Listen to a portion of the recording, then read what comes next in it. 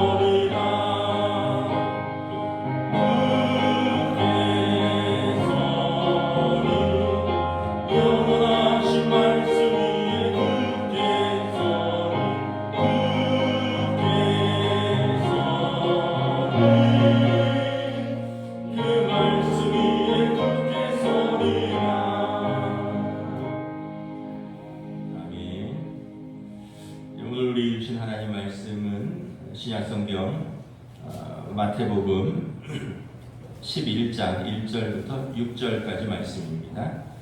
마태복음 11장 1절부터 6절까지 말씀입니다. 찾으신 줄 알고 저 여러분들이 한 절씩 교독하도록 하겠습니다. 마태복음 11장 1절에서 6절입니다. 예수께서 12제자에게 명하기를 마치시고 이에 그들의 여러 동네에서 가르치시며 전도하시려고 거기를 떠나가시니라. 요한이 오에서 그리스도께서 하신 일을 듣고 제자들을 보내어 예수께 여짜오되 오실 그이가 당신이오니까 우리가 다른 일을 기다리오리까. 예수께서 대답하여 이르시되 너희가 가서 듣고 보는 것을 요한에게 알리되 맹인이 보며 못 걷는 사람이 걸으며 나병한 자가 깨끗함을 받으며 못 듣는 자가 들으며 죽은 자가 살아나며 가난한 자에게 복음이 전파된다 하라. 누구든지 나로 말미암아 실족하지 아니하는 자는 복이 있도다 하시니라. 아멘. 할렐루야. 토요일 새벽 기도 오신 우리 성도들을 주님의 이름으로 환영하고 축복합니다. 서로 인사하겠습니다. 한 주간 평안하셨습니까? 또 사만사원이라고 또 주중에 좀 따뜻하다가 주말에 또 굉장히 춥네요. 내일은 영하 15도까지 내려간다는 얘기가 있는데 하여간 그렇습니다. 우리가 새벽 기도에 마태복음 말씀을 보고 있는데요. 오늘은 세례 요한의 시험과 의심이라는 주제로 말씀을 좀 보도록 하겠습니다. 오늘 2절 3절에 보면 요한이 옥에서 예수님께 제자들을 보냅니다. 그래서 묻습니다. 당신이 오실 그이입니까? 아니면 우리가 다른 일을 기다립니까? 좀 충격적이죠. 세례 요한이 누군가요? 죄기를 예비하러 예수님보다 먼저 와서 회개의 세례를 선포한 사람입니다.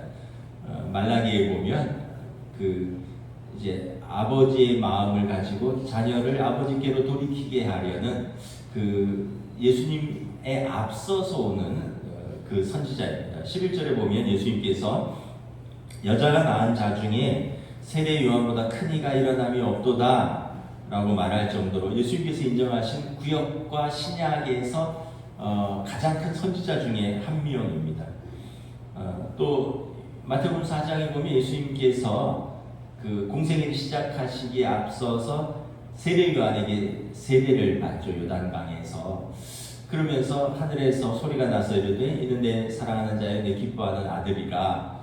이것을 이렇게 목도한 사람이 세례 요한입니다. 그런데 오늘 이 세례 요한이 의심을 하는 거죠. 3절에 보면 세례 요한의 질문을 들으면 그가 진짜 혼돈이 왔다는 것을 보여줍니다. 우리 3절 한번 읽겠습니다. 시작. 예수께 여짜오되 오실 그이가 당신이오니까 우리가 다른 일을 기다리오니까. 굉장히 좀 충격적이죠. 아니 어떻게 본인이 그렇게 선포하고 본인이 예수님이 오실 그 메시아가 맞습니까? 아니면 다른 메시아를 우리가 기다려야 됩니까? 라고 물어보는 거죠. 여러분들은 신앙생활하면서 이렇게 어떤 의심이나 회의가 들어본 적이 없으신가요? 어떤 분들은 아마 이렇게 난 그런 적이 없다라는 분도 있고요. 어떤 분들은 너무 그럴 게 많아서 무슨 일만 생기면 의심과 회의가 든다고 하는 분들도 있고. 근데 우리가 사람인지라 살다 보면 또 신앙생활 열심히 하지만 때때로는 이렇게 의심과 회의가 될 때가 있습니다. 세례 요한도 그랬는데 우리가 왜 그런 일이 없겠습니까? 우리가 먼저 세례 요한에게 왜 이러한 의심과 회의가 들었는가 좀 세 가지 이유를 좀 살펴보면, 첫째, 지금 요한의 환경이 굉장히 나쁩니다. 2절에 보면 감옥에 있어요. 감옥에. 당시 요한은 분봉왕 헤롯 안티파스의 미움을 받아서 옥에 갇혀 있습니다. 분봉왕 헤롯 안티파스는 예수님 탄생하실 때 동방박사들의 이야기를 듣고 예수님을 죽이려고 했던, 그래서 2살 미만의 영아들을 학살했던 데헤롯의 아들인데, 데헤롯이 죽고 그의 아들들이 이 유대 땅을 이렇게 나누어서 로마 황제의 허락을 받아 통치를 했습니다. 그래서 분봉왕이라고 그러는데, 이 예수님 지역의 그 유대와 예루살렘 쪽의 그 북부 지역은 헤롯 안티파스가 통치를 했습니다. 근데 이제 헤롯 안티파스에게 이복 동생이 있었어요. 헤롯 빌립이라고. 이제 남부 쪽의 분봉왕인데, 이 헤롯 빌립의 아내가 있었습니다. 헤로디아입니다. 근데 이제 헤롯 안티파스가 헤로디아랑 눈이 맞았어요. 헤로디아가 유혹하는 거죠. 그러니까 자기 동생의 아내를 취합니다.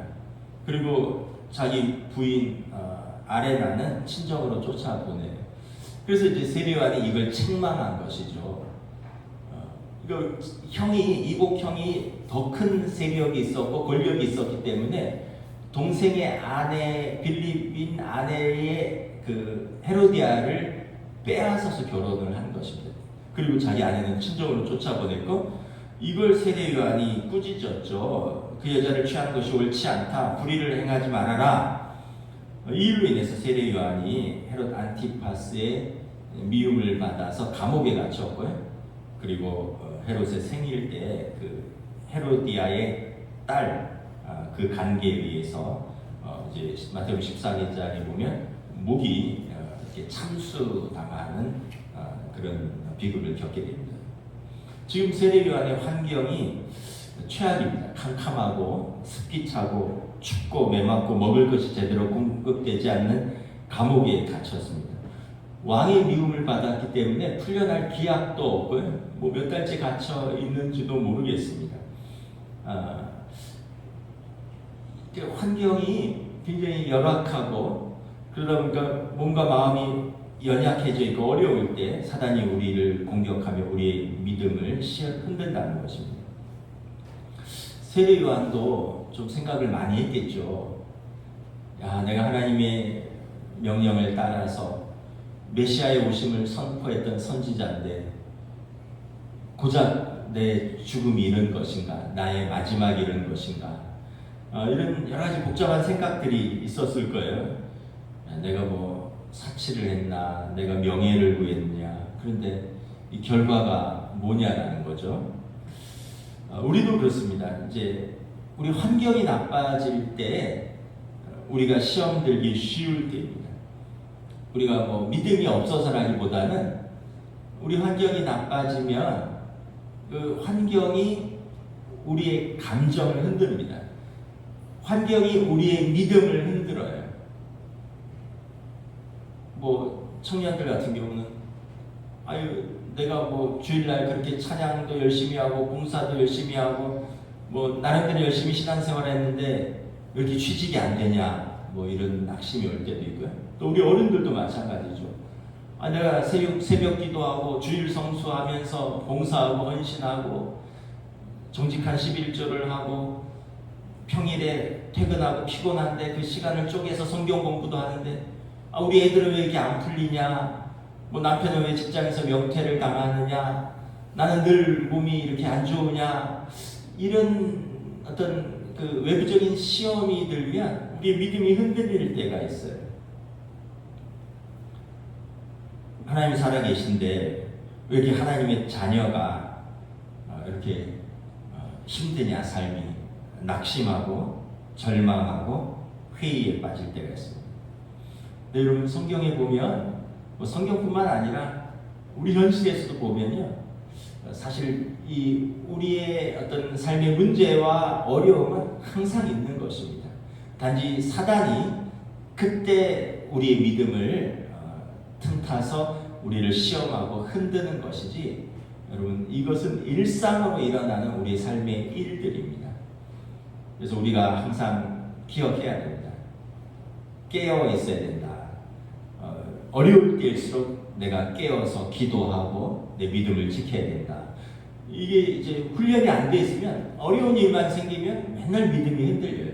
근데 이게 좀 깨어서 자기 믿음을 지키려는 그런 훈련이 되어 있으면 어려운 일이 있으면 이때 내 믿음을 흔들려는 사단의 공격이 있겠구나. 우리가 준비를 할 수 있고 오히려 그 어려움 속에서 하나님을 더 의지할 수 있는데, 무방비 상태로 있으면 이런 어려운 일이 있고 환경이 나빠지면 항상 하나님을 원망하고 내 믿음을 시험하고 흔들리는 그런 일들이 있더라는 것이죠.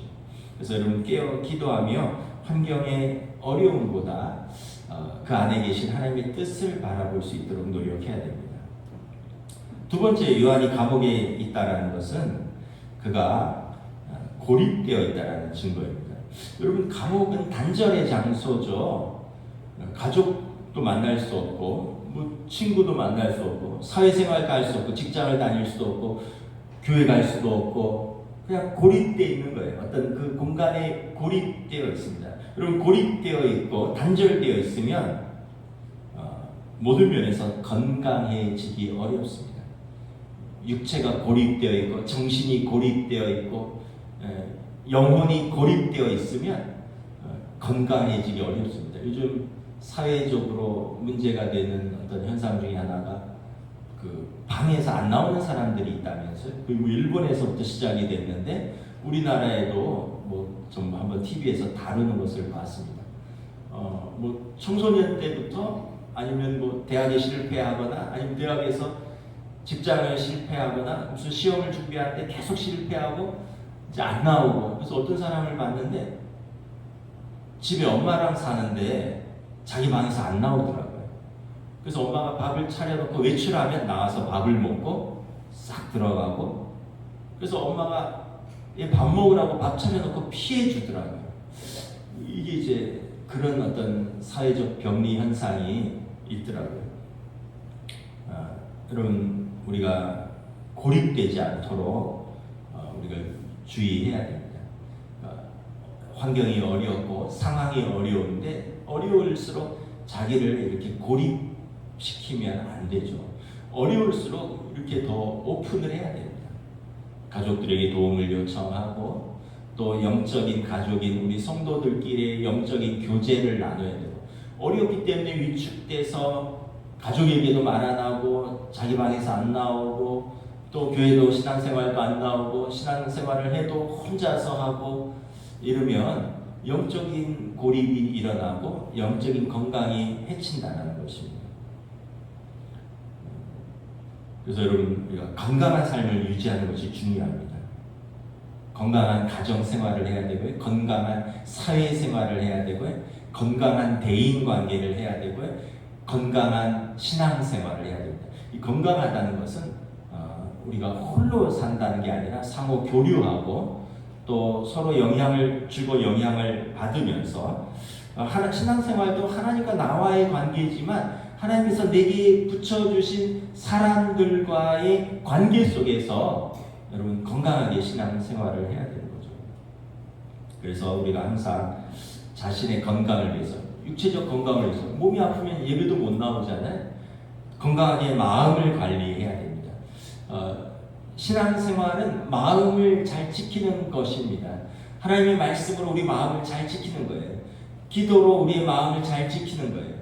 성령님께서 우리의 마음을 잘 가꾸시고 돌볼 수 있도록 우리 자신을, 우리의 마음을 성령님께 내어드리는 것입니다.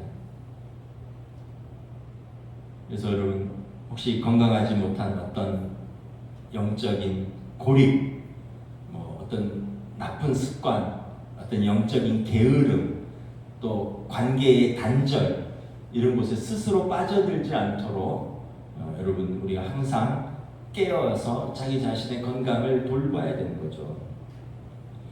특별히 그럴 때 여러분 외부의 도움이 필요합니다. 그래서 가족들이 잘 돌봐야 돼요. 어려우면 고립되고요. 또 말 안 하고 마음을 닫아버리면 그럼 나중에 더 큰 문제가 일어날 수 있거든요. 그래서 이제 가족들이 계속 이야기를 해야 되고 또 불러내야 되고 뭔가 활동을 해야 되고, 또 여러분들이 영적인 가족이잖아요. 성도들 공동체에서 또 다 우리 교회 안에 구역도 있고 소그룹도 있고 남성교회 여전교회도 있고 또 오랜 친구 선후배도 있으니까 누가 힘들어 보인다, 누가 위축되어 있다, 누가 고립되어 있다 하면 우리가 관심을 가져야 됩니다. 불러내서 같이 밥도 먹고 같이 차도 마시고, 내가 당신에게 관심이 있다, 내가 당신을 위해서 기도한다, 그리고 또 필요하면 목사에게도 알려주고 기도 요청을 하고, 혼자만 끙끙끙 앓고 있으면 병이 커지는 거죠. 그래서 건강한 공동체가 필요한 것입니다. 지금 세례 요한은 감옥에 갇혀 있는 거죠. 완전히 고립되어 있어요. 세 번째는 세례 요한의 의심도 자기의 사고의 틀을 바꾸지 못한 결과입니다. 세례 요한도 구약에서의 메시아관을 가진 사람이에요. 구약의 메시아는 뭐예요? 메시아가 오셔서 이 유대 백성을 구원하는데 이 구원자는 정치적 해방자이기도 하고요, 경제적 해방자이기도 합니다. 그러니까 세례 요한도 예수님이 오셨으면 이제 로마로부터 유대 땅을 독립시켜야 되는데, 예수님 얘기 들어보니까 뭐 병을 고치고 뭐 어디서 가르친다고 하는데 유대 나라를 독립시키려는 그러한 모습은 보이지 않는 거죠. 그 자기가 기대했던 어떤 정치적 메시아로서 예수님이 과연 진짜 메시아 맞는가? 그분의 하나님 나라의 선포를 들어보면, 하나님 나라의 가르침을 보면 뛰어나고, 병을 고치고 귀신을 쫓아내는 거 보면 메시아가 맞는 것 같은데, 현실에서 유대의 독립은 일어나지 않거든요. 정치적인 해방자, 경제적이고 사회적인 해방자, 로마인을 격퇴하고 왕위에 올라서 유대의 세계를 다시 세우는, 다윗의 나라를 다시 세우는 해방자 예수님을 기대했는데, 요한이 생각할 때 자기 한계를, 그 예수님은 자기 어떤 생각의 메시아가 아니라는 거예요. 그 요한도 자기 어떤 한계, 자기 생각을, 전통, 문화, 어떤 유대인들의 한계를 벗어나지 못하는 것이죠. 그래서 우리가 좀 더 넓어지기 위해서, 좀 그릇이 커지기 위해서 우리가 계속해서 배워야 되고, 자기 한계를 깨뜨리려고 해야 되고, 또 이걸 극복하려고 노력해야 됩니다. 이게 쉽지가 않아요. 이제 저희 가족은 가족 여행 가면 뭐 하루 정도는 거의 밤새도록 가족들이 한번 이야기를 합니다. 서로의 어떤 고쳐야 될 것들, 어떤 장점도 칭찬해주고 단점, 이걸 좀 고쳤으면 좋겠다. 뭐 아이들이 아빠에 대해서도 얘기하고 엄마에 대해서도 얘기하는데, 제가 한 번은 이렇게 듣는데 아이들의 말이 마음에 안 들더라고요. 그래서 제가 그걸 반박하고, 아이들은 또 재반박하고, 저는 또 제 변명하고, 아이들은 그렇지 않다 그러고, 나중에 보니까 이게 거의 1대4로 얘기하다가 마음이 상해버렸어요. 그만 얘기하자. 그러고 여행의 거의 뭐 둘째 날이나 마지막 날은 이제 온 식구들이 밤새도록 그런 얘기하는 날인데 마음이 상해버렸어요. 근데 이제 언젠가 한번 그런 생각이 들더라고요. 근데 이제 제 아내가 저보고, 애들이 아빠 공격하려고 그런 말을 할까? 아빠를 제일 존경하고 사랑하는 사람들이 가족 아닐까? 아빠가 그거 고치면, 그 생각 고치면 아빠가 더 좋아지니까 그런 말 하는 거 아닐까? 그래서 제가 가만히 생각해 보니까 저희 아버지랑 저랑 생각이 다르더라고요. 그런데 제가 아무리 얘기해도 저희 아버지가 고치지를 않으셔요. 특별히 뭐 정치적인 얘기나 이런 것들은 아버지는 안 들으셔요. 가만히 생각해보니까 저희 아이들이 저한테 어떤 부분에서 아무리 얘기해도 제가 안 듣더라고요. 이 30년이라는 세대 차이가 있고, 저는 제가 경험했던 대학 생활과 그때의 어떤 사회와 어떤 민주화의 분위기와 요즘 아이들이 고민하는 것과 요즘 2030 애들의, 젊은 남자애들의 생각과 여자애들의 생각이 저랑 너무 다른 거예요. 그래서 얘네들이 저를 설득하려 하고, 저는 걔네들을 설득하려 하고, 결국 안 되더라고요. 그래서 마음이 상해서 한 번은 뭐 여행이 완전히 마지막에 엉망이 된 적도 있고, 한 번은 그러고 나서 한 일주일간 얘기를 안 한 적도 있고, 깨달은 것은 뭐냐 하면, 우리가 좀 노력해야 되겠다. 내 생각, 내 틀, 이걸 좀 벗어나서 좀 수용하고 들을 수 있는 그런 생각들을 해야겠구나. 그래서 사실은 걔네들은 걔네들 세대의 고민을 이야기하는 거고, 저는 저의 세대의 고민을 지금까지 가지고 살아가는 거고, 그게 서로 안 맞는 것이지, 뭐 아빠가 아이들을 무시하는 거겠어요? 아이들이 아빠를 공격하는 것이겠어요? 그건 아니거든요. 근데 이게 생각의 틀을 깨고, 이게 너무나 어렵다는 걸 느꼈습니다. 그래서 제가 요즘 요즘이 아니라 개방성이라는 거, 나랑 다른 사람들의 이야기를 듣는 거 힘들지만 설득은 안 돼도 듣기는 해야 되겠다. 내가 설득당하거나 그 사람을 설득할 수는 없지만 듣지도 않으면 관계가 깨어지니까 들을 수는 있어야 되겠다. 이런 생각을 한번 해보고, 여러분들도 마찬가지입니다. 한번 생각해 보세요. 스스로의 생각, 스스로의 틀. 부모가 볼 때는 애들이 답답해요. 맨날 그 틀에서 갇혀 있거든요. 부모는 사실 그 틀을 깨는 삶을 살아봤거든요. 비록 실패도 하고 상처도 받았지만 애들은 그걸 몰라요. 근데 또 반면에 지금의 어떤 사고나 문화의 틀을 부모 세대는 또 모를 수가 있어요. 왜 요즘 애들은 그렇게밖에 생각을 못할까? 그래서 사실은 서로의 틀에 좀 도전하는 게 필요합니다. 내 틀이 맞다라고 고집하는 게 아니라 아이들의 상황, 또 자녀 세대의 고민, 이 시대의 어떤 것들에 대해서 우리가 들을 수 있고, 또 자녀 세대도 또 부모 세대의 어떤 지혜라든가 경험을 좀 듣고 경청할 필요가 있다. 결국 우리가 예수님 말씀하신 게 새 포도주는 새 부대에 담아야 된다. 낡은 가죽 부대에 새 포도주를 담으면 부대도 터지고 포도주도 못 먹게 된다. 제가 볼 때 세례 요한도 예수님에 대해서 구약의 메시아관에 갇혀 있었던 것이라고 생각합니다. 세 가지를 정리하면 세례 요한의 상황이 너무 안 좋다는 것, 감옥에 갇혀 있다는 것. 두 번째는 거기서 완전히 단절되어 있고 고립되어 있다는 것. 그리고 세례 요한도 구약의 메시아관에 의해서 정치적 해방자로서의 메시아로서 자기 틀에 갇혀 있었다는 거죠. 예수님께서 이 세례 요한의 질문에 대해서 답변을 하십니다. 세례 요한의 제자들, 그 성경에 보면 안드레가, 베드로의 형제 안드레는 원래 세례 요한의 제자였습니다. 이후에 그가 세례 요한으로부터 예수님을 소개받았어요. 자, 우리 4절 5절 함께 봉독하도록 하겠습니다. 시작.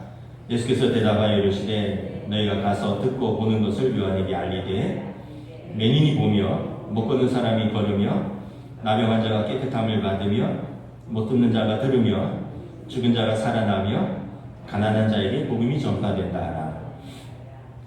예수님 첫째는 그냥 사실을, 너희가 보고 들은 사실을 이야기해라. 너희가 보고 들은 거라는 거죠. 맹인이 보고 못 걷는 사람이 걸으며 나병 자가 깨끗함을 걸으며 못 듣는 자가 들으며 죽은 자가 살아나며 가난한 자에게 복음이 전파되라 된다 하라. 진실이 진실을 증명한다라는 것입니다. 예수님은 일일이 너 그것도 못 믿었냐, 섭섭하다, 나를 못 믿었냐 이렇게 감정 싸움하지도 않고 일일이 대응하거나 논쟁하지도 않습니다. 그냥 너희가 보고 들은 대로 진실을 말하고 진실로 하여금 그가 판단하도록 하라라는 것입니다. 사람들에게 다 양심이 있고요, 또 자기의 신앙이 있습니다. 자기의 생각이 있습니다. 우리가 다 설득할 수 없어요. 그냥 보고 듣고 판단할 수 있도록 우리가 이렇게 안내만 하는 게 필요합니다. 요즘 제가 볼 때 이 정치를 해결할 수가 없어요. 세계 정치, 국내 정치 해결이 안 돼요. 어떻게 저런 사람들을 내가 이해하지? 어떻게 저런 사람들을 지지하지? 근데 이게 어떻게 여러분 논쟁할 것도 없고요, 설득할 것도 없어요. 그냥 사실을 보고 듣고 이대로 판단할 수밖에 없어요. 나는 나의 판단이 있고 그 사람은 그 사람의 판단이 있는데 진실이 진실을 증명할 수 있도록 우리는 그냥 그걸 안내하는 수밖에 없습니다. 두 번째, 예수님은 말씀으로 응답하십니다. 이 5절에 맹인이 보고 못 걷는 사람이 걸으며 나병 자가 깨끗함을 받으며 못 듣는 자가 들으며 죽은 자가 살아나며 가난한 자에게 복음이 전파된다 하라. 이것은 이사야서 35장의 말씀입니다. 이 메시아가 오시면 눈먼 자들이 다시 보게 되고 병든 자가 깨끗해지고 죽은 자가 살아나며 가난하고 소외된 자에게 복음이 전파된다. 이사야서의 말씀인 것입니다. 말씀이 말씀을 증거하게 하라는 것입니다. 예수님께서 이렇게 보면, 복음서에 보면 구약의 말씀을 많이 인용하십니다. 그래서 하나님의 말씀을 이루려 하려 하심이라 이런 말씀을 하시죠. 그러니까 예수님께서도 당신의 말씀으로 어떤 제자들을 가르치는 것도 있지만 하나님의 말씀으로서 그 말씀을 이루어지도록 당신도 순종하시고 이것을 가르치신 것을 봅니다. 우리가 보통 어떤 문제가 생기거나 어떤 고민이 있으면 우리가 골똘히 생각합니다. 내 생각에서 답을 끌어내려고 합니다. 내 경험에서 답을 끌어내려고 합니다. 근데 여러분 아까 말씀드렸죠. 어떤 감옥에 갇혀 있는 사람, 어떤 상황의 감옥에 갇혀 있는 사람, 이 사람은 고립돼 있어요. 이미 건강하지 않아요. 이 때로 마음이 병들었을 수도 있고 정신이 병들었을 수도 있는데 그 병든 생각에서 어떻게 건강한 생각이 나올 수 있습니까? 여러분 고립돼 있고 모든 게 단절돼 있고 끊어져 있는 생각에서 어떻게 믿음의 생각이 나올 수 있습니까? 그러니까 우리는 항상 내 생각, 내 경험이 아니라 그거보다 앞서서 하나님의 말씀에서 답을 찾아야 되는 거죠. 예수님께서도 세례 요한에게 답을 주시는데 이사야서의 말씀으로 야 메시아가 이런 일을 한다라고 선지자가 선포하지 않았느냐? 너희가 가서 보고 들은 것 그 메시아가 하시는 일을 그 말씀대로 세례 요한에게 증거하라는 것입니다. 그래서 우리는 항상 그 믿음의 공동체의 답을 여러분 얻으려고 애를 써야 됩니다. 유유상종이라고 맨날 그 친구들끼리 모여봐야 거기서 고만고만해요. 애들 모여서 지들끼리 생각하는 게 늘 거기서 거기죠. 또 하나님 보실 때 우리도 그 생각이 그 생각입니다. 그런데 우리는 항상 우리보다 크시고 높으시고 넓으시고 깊으신 하나님의 말씀에서 어떻게 답을 찾아야 되는가 고민을 해야 되는 거죠. 늘 답은 성경에 있습니다. 다른 데서 답을 찾지 말고요. 자기 감정대로 살지 말고요. 자기 생각대로 살지 말고요. 그 짧은 경험에서 살지 말고 우리는 이걸 초월하여 하나님의 말씀에서 항상 답을 얻을 수 있어야 됩니다. 예수님께서는 자신이 메시아 되심을 말씀으로 증거하셨습니다. 마지막으로 우리 6절 함께 읽도록 하겠습니다. 누구든지 나로 말미암아 실족하지 아니하는 자는 복이 있도다 하시도다. 요한의 제자들을 돌려보내면서 말씀합니다. 야, 나 때문에 실족하지 말아라. 이 놀랍죠. 예수님 때문에도 실족한다는 거예요.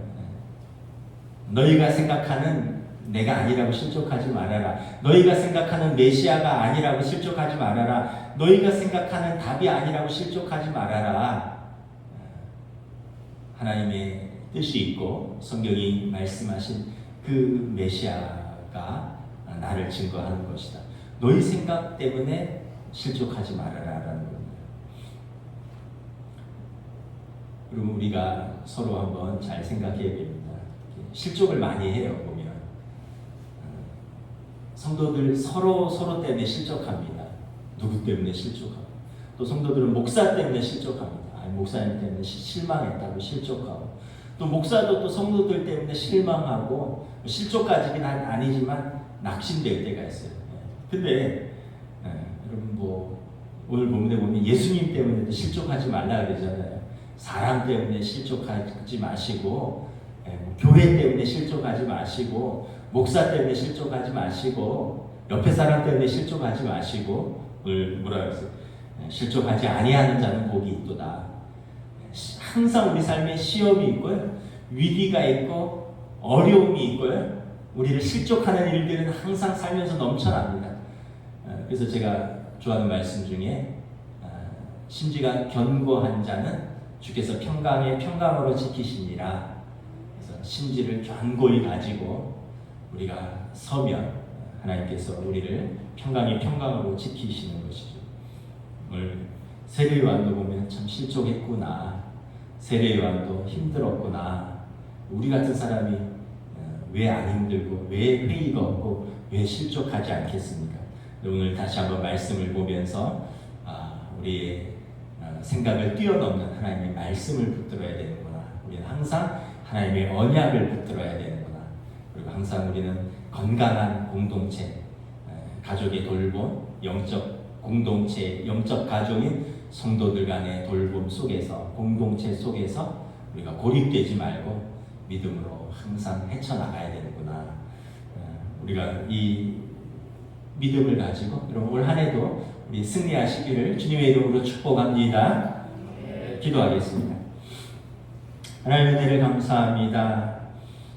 예수님께서는 메시아로서 참으로 눈먼 자를 보게 하며 병든 자를 고치며 귀신 들린 자를 깨끗게 하고 죽은 자를 살리시며 가난한 자들의 복음을 전파하는데, 감옥에 있었던 세례 요한은 언제 나라가 독립이 되나, 언제 유대의 해방자로서의 메시아, 정치적인 메시아로서 예수님이 언제 등장하실 것인가에 대한 궁금증이 있었고, 또 때로는 거기에 대한 회의도 있었고, 오늘 예수님께 제자들을 보내어 질문합니다. 오실 그이가 당신입니까? 아니면 우리가 다른 일을 기다려야 합니까? 다시 한번 우리의 삶에서 우리 열심히 신앙생활 하지만 우리를 흔들려는 사단의 시험도 있고 환경의 어려움도 있고 또 우리의 믿음의 연약함도 있다는 것을 고백합니다. 그럼에도 불구하고 우리는 하나님의 말씀을 붙들고 언약을 붙들고, 그리고 또 우리 사랑하는 가족들과 성도들의 지지와 또 친밀한 교제 가운데 우리가 연약하지만 믿음의 분투를 그치지 아니하고 올 한해도 또 한 걸음 한 걸음 우리의 사명의 길을 힘써서 걸어갈 수 있도록 성령님 인도하여 주시옵소서. 감사를 드리오며 우리 주 예수 그리스도 이름으로 기도드리옵나이다. 아멘. 하늘에 계신 우리 아버지, 아버지의 이름을 거룩하게 하시며 아버지의 나라가 오게 하시며 아버지의 뜻이 하늘에서와 같이 땅에서도 이루어지게 하소서. 오늘 우리에게 일용할 양식을 주시고 우리가 우리에게 잘못한 사람을 용서하여 준 것 같이 우리 죄를 용서하여 주시고 우리를 시험에 빠지지 않게 하시고 악에서 구하소서. 나라와 권능과 영광이 영원히 아버지의 것입니다. 아멘.